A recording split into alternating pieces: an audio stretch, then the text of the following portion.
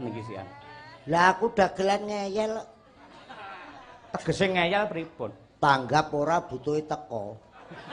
Kaya dalu niki nggih ngoten. Lho nek iki sambang sedulur. Nggih.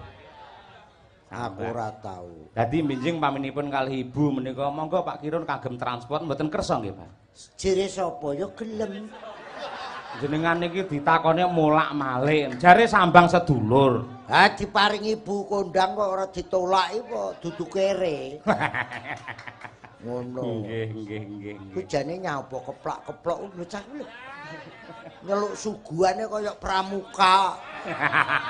Plok plok plok plok plok plok plok plok plok plok. Nggih. Alhamdulillah. Nggih. Ngeten iki golek tombo. Tombo pripun? Tombo seneng.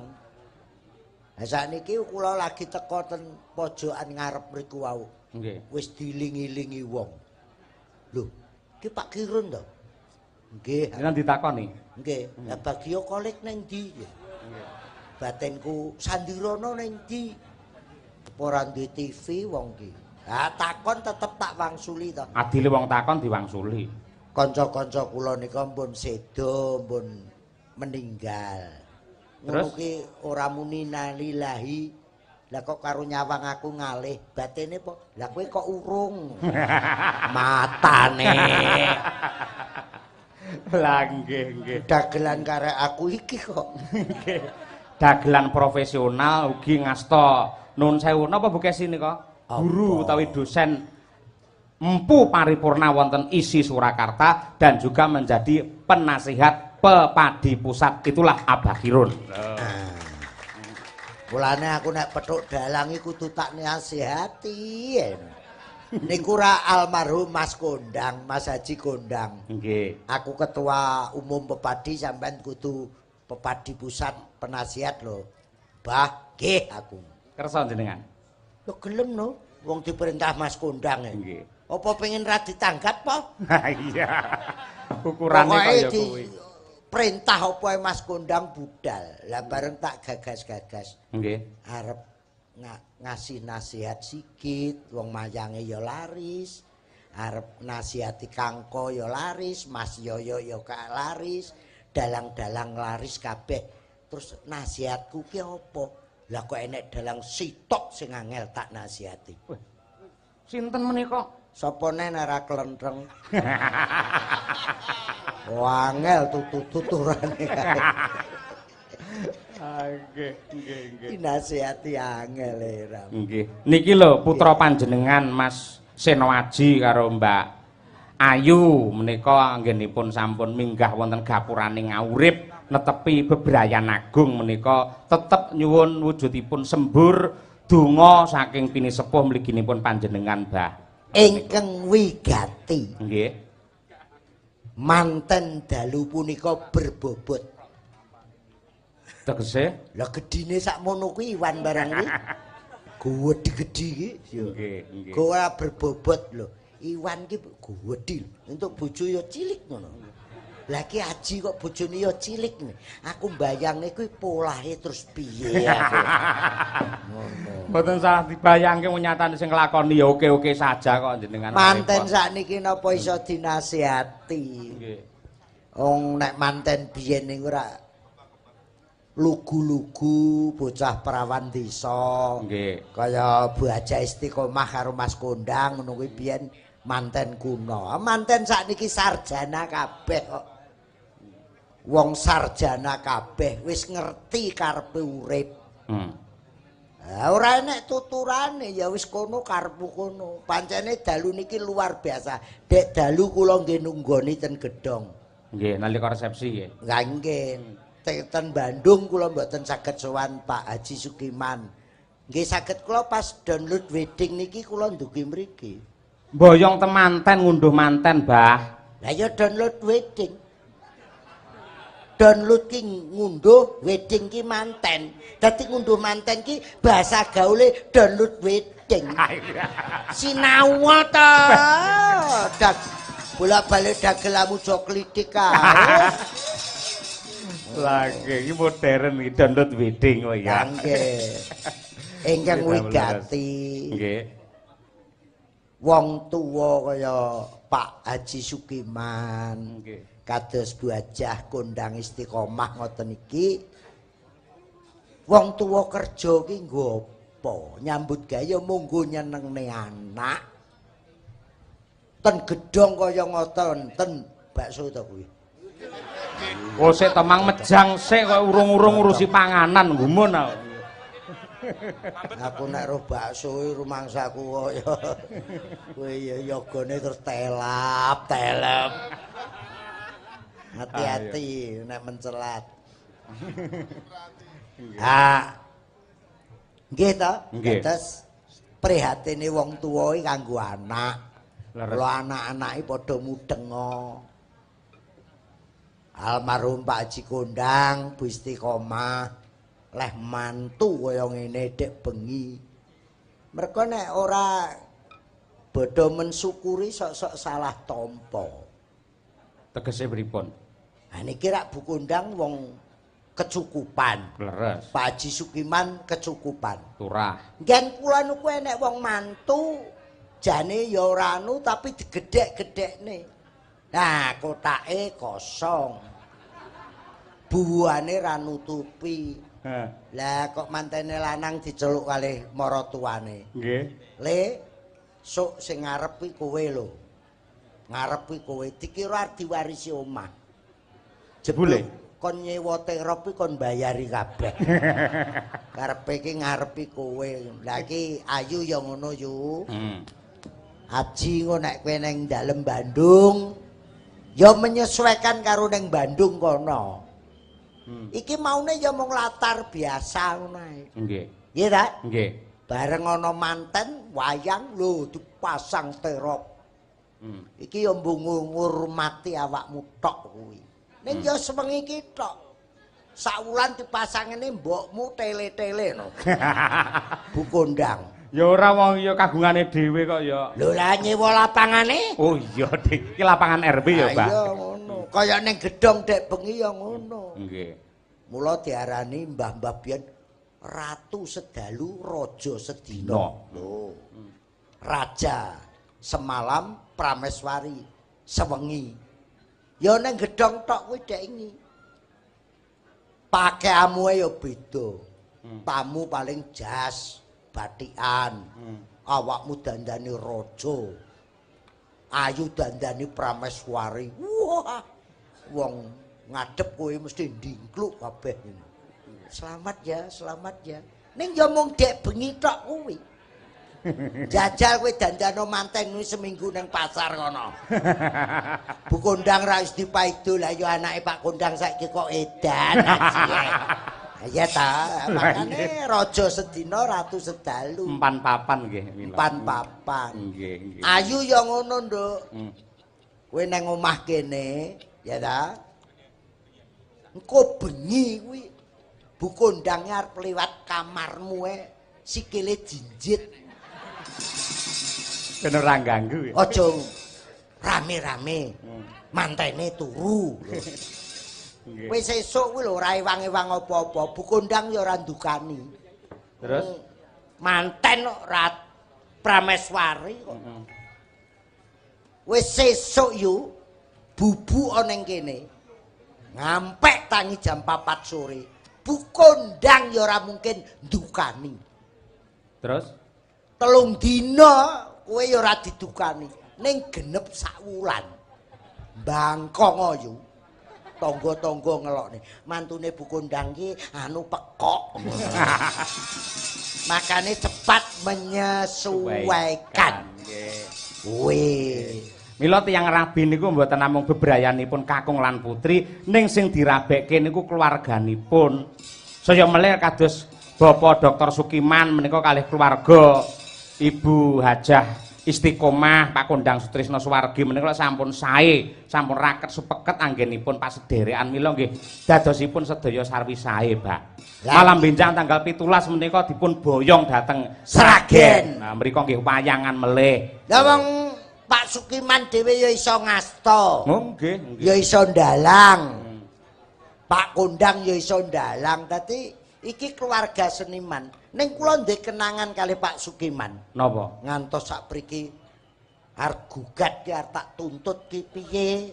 Napa perkarane? Ha mayang ning gone Mas Mantep. Nggih. Mangke dalu dagelanipun kirun. Nggih, Sing alhamdulillah. teko Kamerun e. Asem. Aku ngampek matur Pak Sukiman, kirun sing asli niki lho aku. Kene 15 e, Kamerun 7,5 ya. Kerong yuta setengah nyang. Ya, kali kula nek Iwan niku cek rada iso guyon grapyak. Nek Mas Haji niku wong jenenge anak meneng ora patek kakan ngendika. Nggih. Mula ayu ya ngono yu. Bojomu ki ora patek gelem omong. Wong wedok ki sing tanggap sasmita. Nah, kuwi. Kuwi upamane Mas Iwan ki nyandak sendok karo Mas Haji. piring. Mas Haji nyandak sendok karo piring. Ayu ya ndang nyiapne daharan. Berarti Mas Iwan, Mas Haji arep dahar. Nggih. Mas Haji nyandak siduk sabun anduk. Ayu ya ndang nyiapne ubur rampe dinggo siram Mas Haji, berarti Mas Haji arep siram. Tanggap sasmita. Tanggap sasmita. Nek Mas Haji ki wis cucul katok sarungan tok. Mlebu kamar, Terus kuwi Ayu ndang nyiapne remason mergo arep kerokan. Gak enek. kaya manten tuweke kerokan. Nggih. Kula niki nek manten anyar ngeten iki ya Nggih. juwengkel karo Satpol PP, Loh, perkarane apa Satpol PP? karo polisi. Kok saged?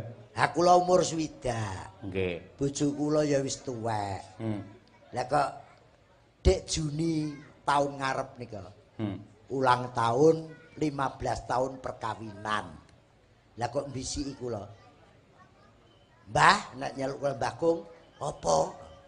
Ulang tahun lho sesuk perkawinan. Nek apa to wis tuwek? Mbok Ayu to nostalgia. Kadhe romantis iki. Ku mau ngomongne wong. Mboten. Kula nggih dhewe, Pak. Mau omongne apa ora? Ora. Bareng wis. Kok ora diomongne wong wis live streaming barang. Ha iya. Bojoku akhirnya tak golekne hotel 250-an. Jenengane dagelan kondang kaya mung 250. Ngirit. Mbok kaya Santika apa piye ngono kuwi? Horizon apa piye? Duwe sapa calangan telue batal kabeh kok. Bareng wis entuk hotel, bojo kula jak, yuk kene. Ya wis, sewengi ya. Nggih. Bojo kula mlebu kamar, AC kula kakne, aku ya mlebu. Ku mau ngomongne wong. Engkel. Mau ngomongne wong ora. Kula nganti wis ngempet ambekan terus piye ngono lho. Pulahe wong tuwek lho. Ya gitu ya nostalgia wong manten tuwek. Nggih. Lawang dinan tutup. Iya no, ndang dasteran aku. Dek. Lah kok Mbah Edok kademen. Kaya tikus keleh turu. Kerukupan anu spray ngono. Nggih. Barang ngono kono gletak. Aku salin kaos cangklek sarungan. Nah, iki. Ku mau ngomongne wong. Mau ngomongne wong ora? Gak. Mbah Edok gletak, aku neng kamar mandi, njaba lawang didodok. Duk. Ayo keluar. Maksiat ini. Selingkuh. Satpol PP alah cahe jane cilik mentolo ngwetak aku. Karo polisi iki mblorot nang kathoke. Keluar. Oh, duk. Lah tak buka. Enten apa to, Mas? Selingkuh. Nggawa cewek. Walah Mas, iki bojoku ya Mas. Mana surat nikah? Picek ora? Turu karo bojone kon nggawa surat nikah iki. Ngeyel. Terus piye kuwi? Ayo. Kantor pos. Ke pos. Kowe iki arepe kirim surat Surat apa piye? kantorku lho, kantorku. Neng pos. Neng pos. Ayo, pos. Aku gregeten. Lah wong karo bojone wonge ya wis tuwek lho bojone. Rupane ra memper kok arep ning pos. Akhire Mbak Idok turu tak buka sarunge. Anu jarike ngene. Mas, iki lho badhok kenek doyanan. Wong rupane wis kaya ngene kok ning pos. Isinya gagelaken aku ngono. Terus polisine lah kok ngalih karo ya wis ngono kuwi. Makane ngono wong tuwek nostalgia ya ngono. Nggih. Rumangsaku alhamdulillah. Nggih, Pak. Kangen kula kalih Jakarta. Nggih, nggih. Nun sewu kula menika nggih nyinau kula menika nggih mengamati. Rumiyin menawi pepundhen kula Bapak Haji Kondang Sutrisno Tatik Sugeng niku wayang niku sangat merebak, sangat merekah, sangat napa niku sering digelar wonten ing Jakarta Raya. Ning sak menika sak sampunipun panjenenganipun menika seda, kok semunipun wayang menika radi redup. Panyuwun kula mugi-mugi wonten generasi Pak Kondang yang lain yang akan mengibarkan bendera wayang untuk pecinta Jakarta yang tercinta niku, Pak. Nggih. Wong sugih niku kathah. Leres. Wong duwe jabatan niku ya kathah. Nggih. Duwe kebijakan itu ya ada. Terus. Tapi sing ikhlas tulus ngrukepi budaya ya mung Mas Haji Kondang Sutrisno. Tanpa pamrih. Tanpa pamrih. Dari berapa hasil kerjanya hanya untuk wayang, untuk budaya. Nggih. Luar biasa. Separuh hidupnya memang untuk wayang. Lah iya. Lah iki enek calon telu ya ora enek sing ngomong wayang. Bingung go golek duit sukses mbuh. Ora enek iki sing ngomongke, "Ayo kita wayang no gek enek bodho bisuke cangkeme mbuh kek cacah." Cacah kae mbuh karepe kae. Lah nggih. Monggo pondasine Nusantara yang terkuat itu pada budaya nggih, Pak. Kuwi nek wong krungu saiki kabeh budhek kok. Lah biyen ki sampean ora ngalami wong aku ki nderekke Mas Mantep, Mas Anom, nggih. Mbah Gino, Leres. Mas Purbo lagi-lagi iki ae. Zaman semono nuwun sewu tak sebut zaman Mbah Harto. Kuwi kementerian semua wayangan. Pak Kusmas Batu Bara, Pak Biji Sumarlin, Pak Emil Salim, Pak Ginanjar Kartasasmita, Bu Nani Sudarsono, Bu Susalikin Murpratomo, Pak Surono, Pak Susilo Sudarman, terus sampai Pak Harmoko, sampai sing Mbau Rekso Taman Mini, Bopo Haji Sampurno. Semua kementerian wayangan. Lah saiki Kementerian Pendidikan Kebudayaan kuwi ya budhek kok. Wah enek wayang ora enek. Mbok menawi dereng, Mbah. Dereng apa? 10 tahun bosok kok dereng. Urung sing Kementerian Menpora, zaman Pak Akbar Tanjung. Nggih. Mbuh, biyen tenan. Nggih. Dagelan iki bendina nang Jakarta. Nggih. Saiki bosok ra enek wong nanggap wayang. Ya ben Promotor wontenipun festival dalang anak utawi dalang bocah nasional adalah almarhum Ki Kondang Sutrisno. Monggo sameneika generasi dalang anak niku kuwatah sanget, Mbah. Keikhlas. Keikhlas lahir batin. Mas Kondang gawe festival dalang bocah, festival dalang remaja. Menyiapkan wayang generasi. pirang kotak dienggo hadiah. Okay. Diragati dhewe. Loh. Coba Mas Kondang. Okay. Leh pengen budaya iki lestari. Leh pengen wayang kulit iki tetep ngrembaka. Dan dalang yang sekarang tuh luar biasa. Kuwabeh laris. Mas Cahyo, Mas Kangko, Mas Sigit. Wah, jualang pokoknya sa Indonesia, Lampung, Pekanbaru. Saya nyekseni. Aku kulino neng Banjarmasin, neng Kalimantan, neng Samarinda, sampai Pekanbaru, sampai Kampar, sampai Sumatera Selatan, sampai Ambon.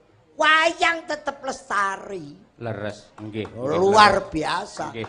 Belum kula nggih mboten menutup napa niku mata nuwun sewu. Kula rumiyin menika dadi dalang ingkang katrok pol-pole nggih wilayah Ngawi Medion niku. kula saged pentas wonten ing Kazakhstan, pentas wonten Thailand sebagai duta Indonesia, walaupun berangkatnya dengan pepadi, namun sponsor utamanya adalah Bapak Haji Kondang Sutrisno rumiyin menika. Nggih. Nuwun sewu, pancene luar biasa. Wayang ora iso pisah. Nggih. Karo masyarakat Indonesia khususnya wong Jawa niku kula nekseni merga kula ngetute Mbah Gondo Buwana, Mbah Gondo Wajiran, Mbah Darman. Nggih.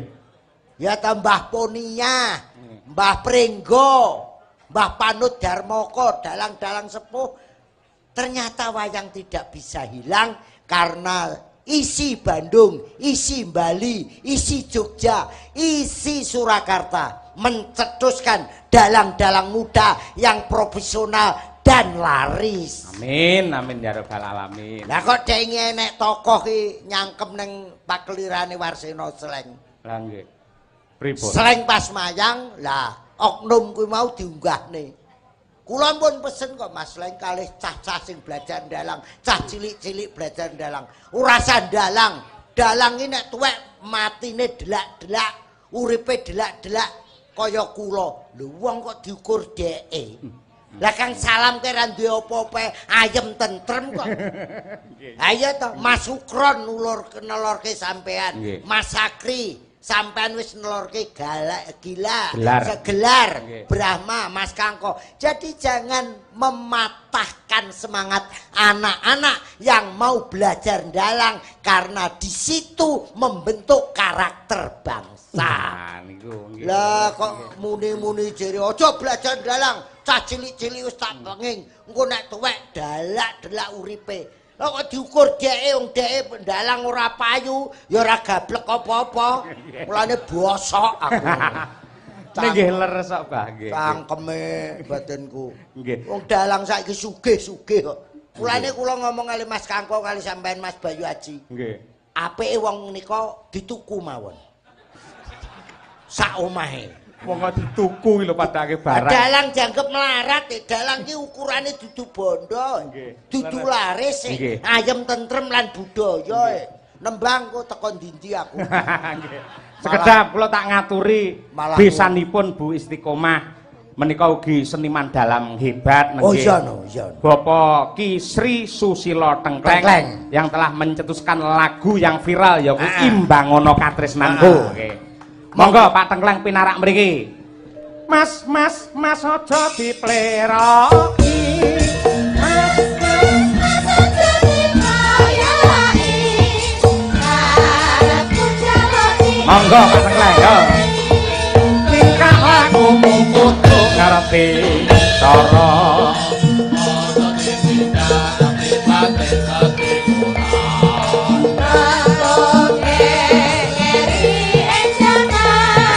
Ya sing eling matur nuwun Pak Koko daya asene bener kandamu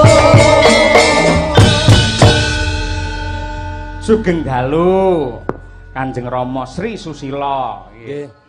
Sugeng dalu Mas Yoyo nggih. Sehat nggih? Sehat Rawuh wiwit kala napa? Ora penak. Napa? Pun kon dhewe. Aku nek wong sehat nggih. Hati gigit loro apa piye? Teko kene iki ya sehat. Lah umume ngabarke nah, aku ngabarke loro. Jawabane sehat. Nggih. Pun kala wingi dados sampun 2 hari di sini. Alhamdulillah, nggih. Pisan. Nggih. Niki maratuwane Mas Iwan. Nggih. Wong kene wis suruh kabeh. Leres. Nggih. Ngerangkep. Ngerangkep pripun? Nerangdan. Mila dalu menika nggih tingkas mongko wingi-wingi pas resepsi mawon jawah lho.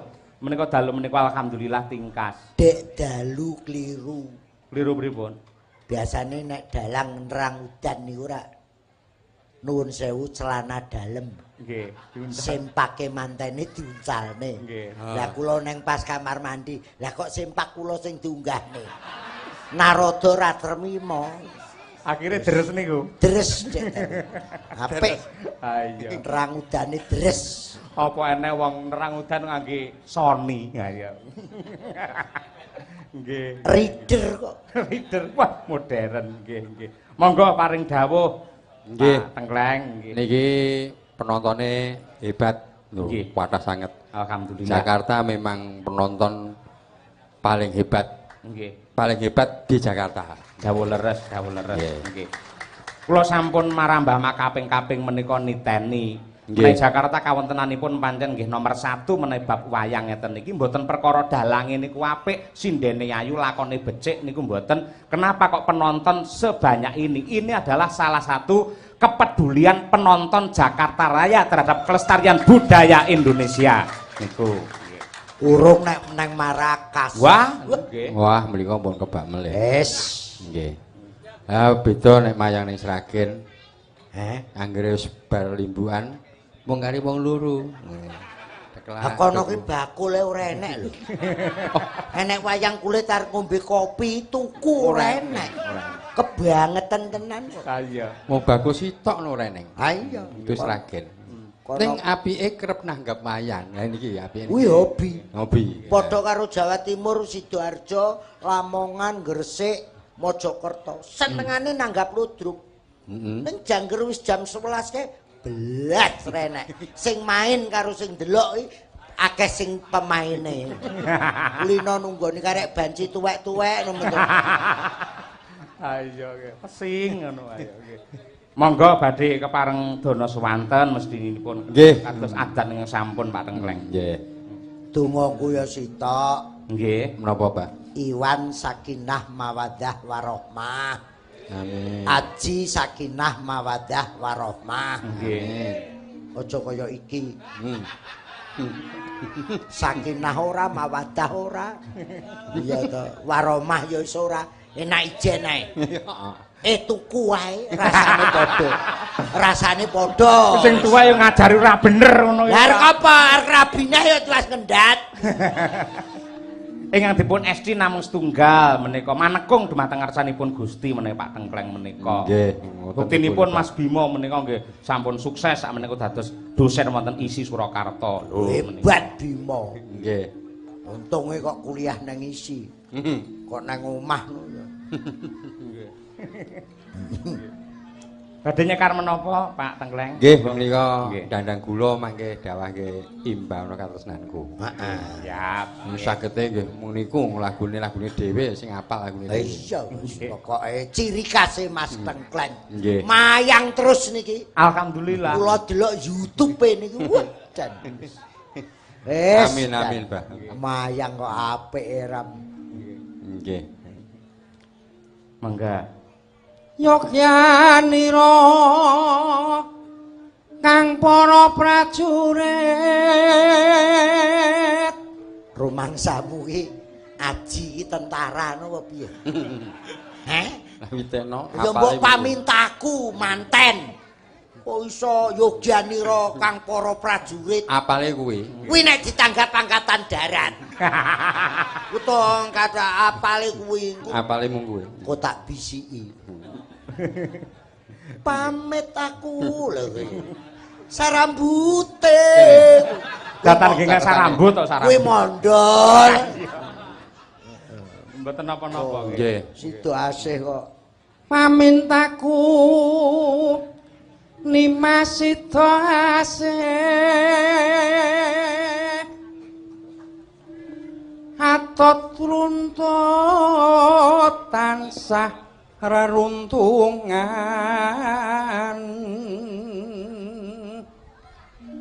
ing sarina sawengine Pak Tengkleng nembang dandang Putut. kula. Putut Nggih. Diki jere mati. sinten Putut Sragen Diki. piye Mati ya? urip Urung. Urung. Ya wis aku takut. Kuwi takon napa to iki jan gumun aku. Mare kaget. lah malah wong nonton malah Oh, ya ngono wis. iki ben miso. Aku nek dipisui sake awakku lemu ngono tenan. Ah nggih wong dalu niki mesti live TikTok kok. Hai guys. Ngekek kae. Cangkeme saiki miring sisih ngono. Ah iya mongko live TikTok ra iso ngerokok. Dadi anggere rokok munyer sik ngono kae. Ah iya. Bawa wingi wayangan. Nggih. Muda Wibowo. Ya, betul. Undangi aku. Terus? Hajatmu apa to, apa? Mapak sewune pake. Pak mantep. Lah kok DR mapak pake. Aku yo mikir Bowo cik enom kok mapak pake. Iya kok. Mapak 1000 hari sedanipun Pak Mantep. Ngoten lho tegesipun donga lho, Pak. Oh ndonga to. Nggih. Tangki nek DR dipapak Pak Mantep aku. Nggih. Tetep panjang umur nggih. Tatan kingkang saramut ninoi lamun aduh caketing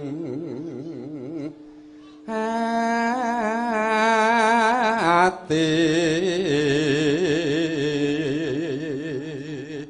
MC-ne Mas Ragil. Nggih, Mas Radio. Wah, teteh. Jan sastrane jangkep. Bareng MC manten nggonku. Pripun? Aku iso jagong itu ngalih aku. Manten putri sampun paripurna anggenipun mulas wadonan. Kudune mulas wadono. Nggih. Lambene elek tenan. Lho tenan kuwi MC-ne. Sampun paripurna anggenipun mulas wadonan. Dasar manten kakus. Karepe kakung bagus. Apa enek manten kok jumbleng ora? Wong cangkeme MC sak karepe. Benjang dinten Kamis temanten putri kasuwun kaundhuh wonten dalem mantren antawis jam 1:30 karepe 1:30 wong kleru ning panggung sak keneke yen cedhak tansah mulat sida asih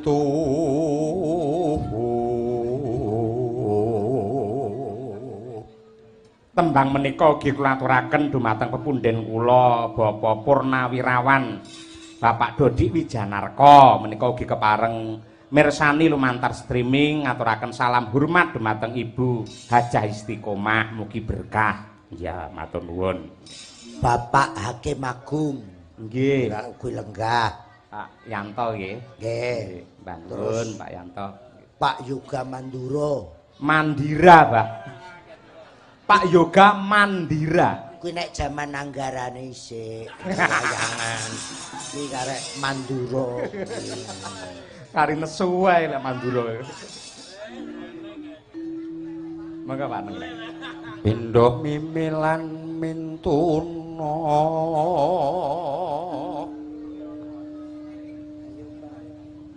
ayo bareng nimas ana tepi wajib Iki Pak Mantep. Nggih. Leres. Pak Mantep. Nggih. Ana tepi wajib. Benere ngono. ngono ya iso Aku wira suwarane kok. Waduh. Lah ya tiwas Bagironi para besang urung. Sida hasih prayan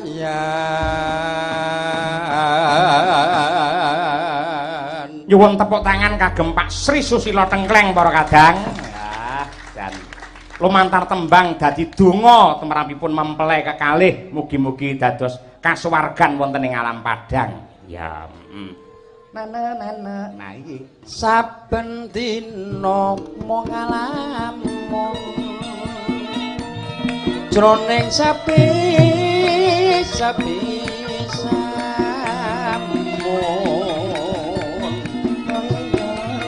among tansah katuru wawayanganmu goh nimas wong ayu linalitan bisa lali saya angrak rujet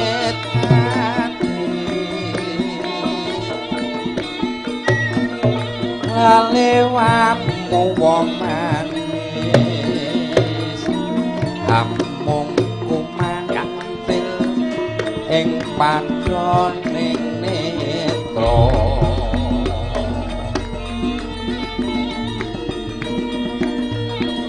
ngopo teka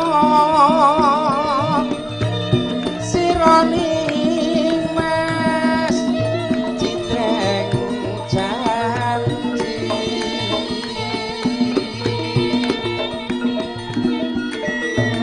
saking katresnan jati lamun mangkono piye katresnanmu piye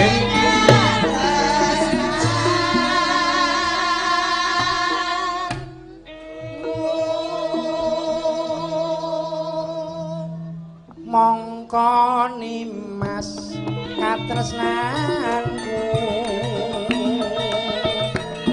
babasane lan bisa tinuku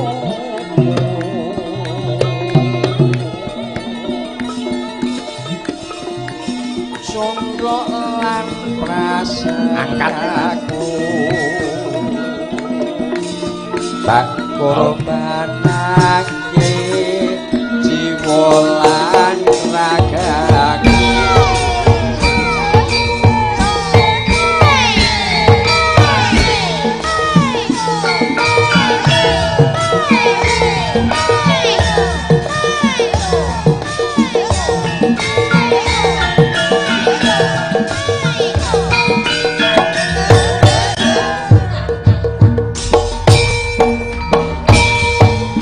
saben dina ngalamun jroning sapi sapisamun among tansah katulu wayanganmu do nimas wong ayu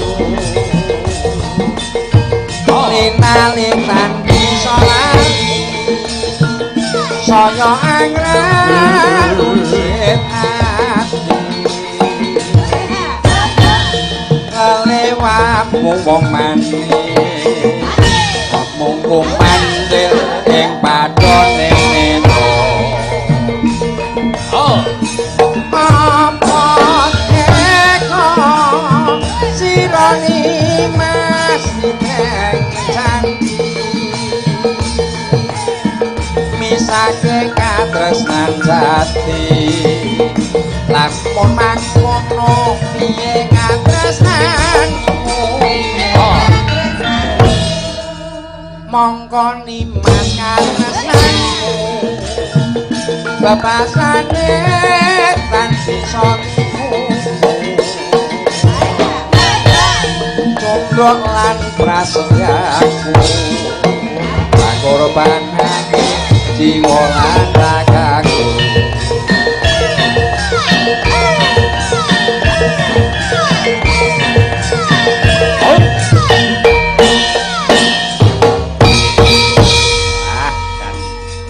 balungane ya kompak ayo pancen ya penabuh campur sari nggih kompak ngenyek wis ora lah niki enten Eka uget-uget niki lha Bah lah nggih niku mae kula gandeng penggemar YouTube Eka uget-uget ki wis ngenteni nggih UFC nggih uget-uget ki saiki sak nggon-nggon iki uget-ugete sakmene ndahne besok jengklonge nyamuke nyelket iki wau kula sonten nggih sowan Bu Istiqomah pas lenggah ten mriku Suwan Bu Kondang nggih ngaturaken salam taklimipun ucapan selamat menempuh hidup baru saking Cak Percil. alhamdulillah. Terus angka kalih Deni Caknan. Nggih. Rikala Deni Caknan dadi manten Bu Kondang ki diaturi rawuh. Dados niki wau kula ngaturaken salamipun Gilga, terus Bangkit Yuyudono, terus Percil, terus Deni Caknan. Nggih. Nah, kula ngubungi Gus Idam dereng saged nyambung. Nggih. Mengke insyaallah di pabrik Ngawi Gus Idam badhe rawuh wonten Ngawi. Nggih. 2025. 2025. Cek kula jalukne jadwal